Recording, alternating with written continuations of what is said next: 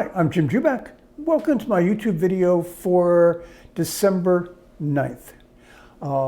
One thing I'd like to flag for you all before we get into the topic is that we're doing a sweepstakes starting today, running for a week, and we're giving away 3 full year subscriptions to my paid jubakam.com site, random drawing. The normal price of these is $199. You get them for free, and we're just basically doing it for a week and would like to introduce people to that site. The link to that is below, as well as links to my free site, jubakpicks.com, 3 portfolios, 2 or so economic trends, market analysis, stock picks a day to your email box at 8 o'clock, or my paid site, jubakam.com, which is 6 portfolios and about twice as many posts, and it goes to your mailbox at 5 p.m.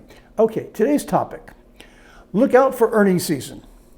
Earnings season starts in January, around the middle of the month with the big banks, and then runs for approximately a month. I basically am buying some stuff on momentum in December, but I'm looking to get out of it by earnings season because I think this is going to be a really interesting time. Okay, let me give you an example. Apple. I bought Apple for its momentum, and you can for the end of the year momentum, and you can see that basically, we're doing pretty well. I bought it in roughly in here. And looking to hold it until we get to 179 or so, where it's 175 today. Short-term trade. And the reason it's a short-term trade is this. Apple is due to announce fiscal first quarter of 2022 earnings on February 1st. The consensus right now has Apple making $1.89 a share. Last year it made in this same quarter, in the first quarter of fiscal 2021, it made $1.68. So we're looking at a 21 cent a share increase in earnings, and that's roughly about a 12.5% increase in earnings. Okay, the problem with that is 12.5 is not a whole lot of earnings growth if you're talking about a stock that trades, as Apple does, at a PE of 35 or so. But the real problem with this earnings season, this is a problem for all companies across the board, is that it's coming after quarter after quarter after quarter of really tremendous year-over-year growth. And that was because 2020 was such a really terrible year with the pandemic. 2021 was a great recovery year. 2022, it looks like a lot of the recovery is behind us, and we're getting decent growth in the economy, but not this big bounce in earnings. So I said we're looking at earnings growth for the first quarter right now of about 12.5%. I think Apple will beat that. Okay. However, in the October quarter, the October report, earnings growth year to year was almost 70%. In July, year to year earnings growth was 102%. In April, year-to-year earnings growth at Apple was 119%. Even if we go all the way back to the January 2021 report, which is the first quarter of fiscal 2021, looking back at the last part of 2020, our earnings growth year-to-year was still 35%. You have to go back to October of 2020 to get a quarter that is as showing as anemic growth as we're getting in the first quarter, it looks like. And that was actually a down quarter. We had a decline in earnings of about 3.7% for that quarter, year to year.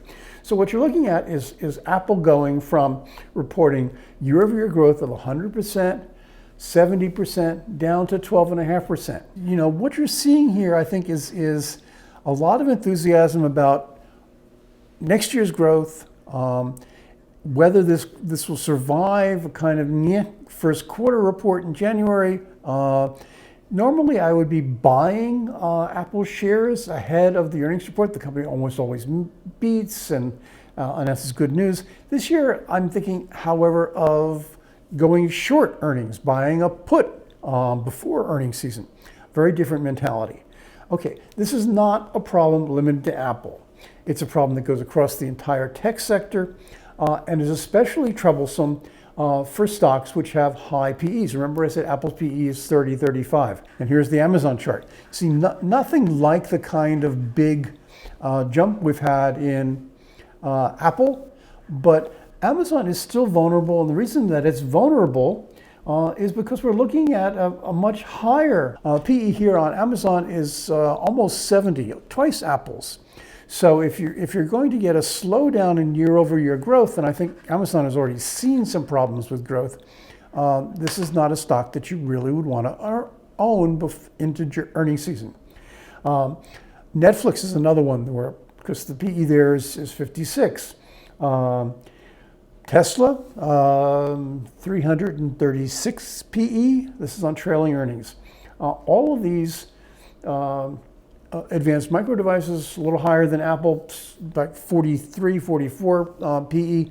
All these are stocks where, because of the way year-over-year comparisons work, are in danger of disappointing investors who are looking for more growth than 12, 15, 20% in the first quarter.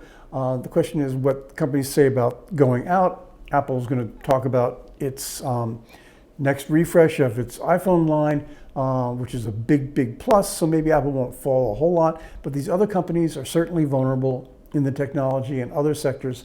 Look for anybody who's been really up a lot at the end of 2021 on expectations for big earnings growth, because I think we're going to see good, solid earnings growth year over year, but this is a very expensive market, and I don't think we're going to see growth that really lives up to expectations for any stock that's been charging ahead.